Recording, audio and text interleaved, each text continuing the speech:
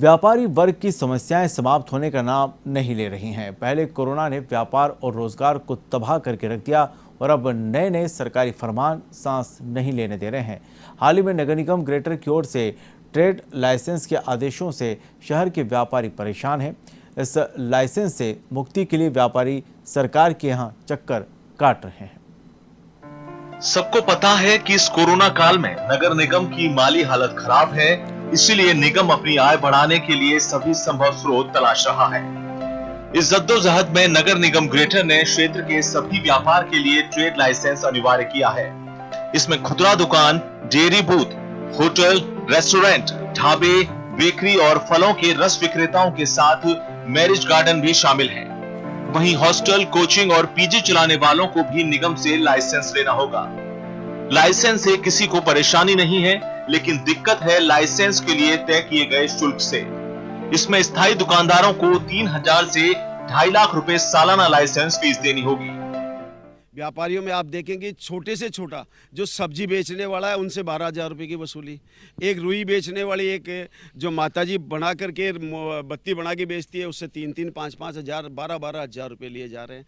आप देखो राख बेचने वाले को 12,000 रुपये, आप कहेंगे कंडा बेचने वाले को 12-12, 15-15 हज़ार रुपये लिए जा रहे हैं।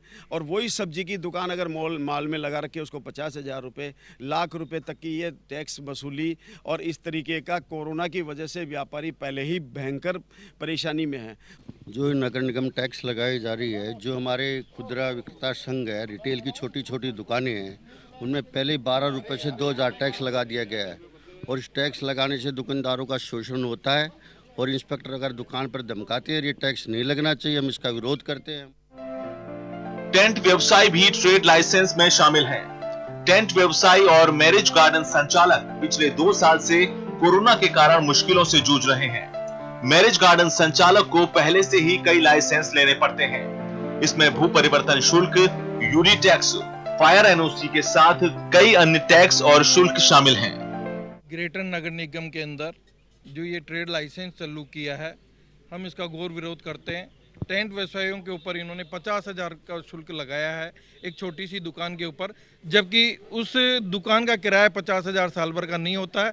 और ग्रेटर ने उसके ऊपर लाइसेंस शुल्क के रूप में 50,000 लगाए, जबकि ऑलरेडी टेंट व्यवसाय सभी गार्डनों के ऊपर नगर निगम का भू परिवर्तन शुल्क, फायर शुल्क, एनओसी शुल्क और यूडी टैक्स ऑलरेडी दे रखी है।